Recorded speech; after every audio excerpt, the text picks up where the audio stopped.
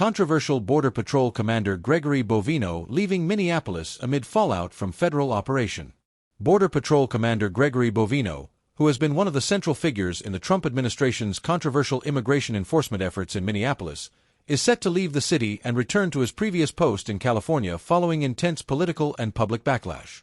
Bovino, who was serving as the Commander-at-Large for U.S. Customs and Border Protection, CBP, was tasked with overseeing what the administration called Operation Metro Surge, a large-scale federal immigration enforcement operation in Minnesota's Twin Cities. The initiative, part of a broader interior immigration crackdown, brought thousands of Border Patrol agents, federal agents, and aggressive tactics into urban neighborhoods far from the U.S.-Mexico border.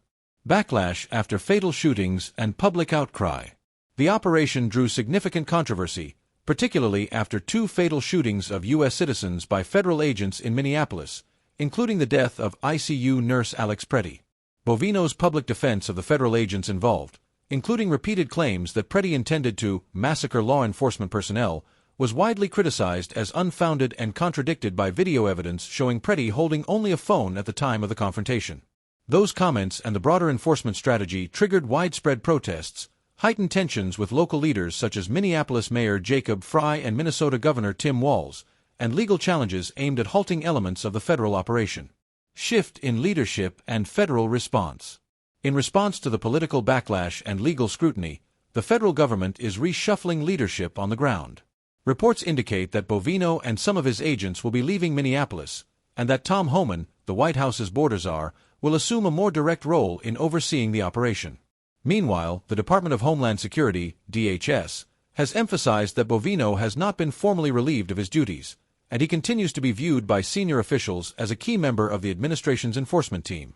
Several news outlets have reported that Bovino is expected to return to his prior leadership post in El Centro, California, where he previously served as chief patrol agent, a shift that is widely interpreted as a removal from the high-profile commander-at-large role he held in recent months. An era of controversial enforcement tactics. Bovino's approach in Minneapolis came amid a broader pivot by federal immigration authorities toward deploying Border Patrol agents, typically focused on border security, deep into interior cities to carry out immigration raids and detentions.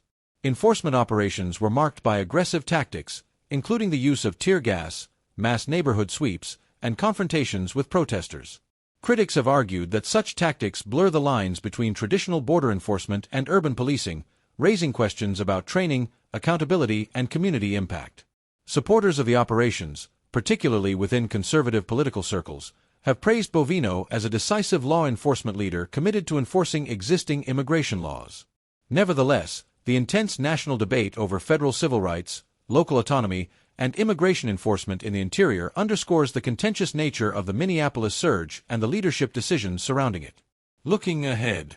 As Bovino departs Minneapolis and federal leadership shifts, the future of Operation Metro Surge remains uncertain. Legal proceedings, including court challenges to the federal push, continue to unfold, while state and local officials call for greater oversight and constraints on interior immigration enforcement. How the federal government balances public safety, political pressures, and community relations in cities like Minneapolis will be a key point of focus in the weeks ahead.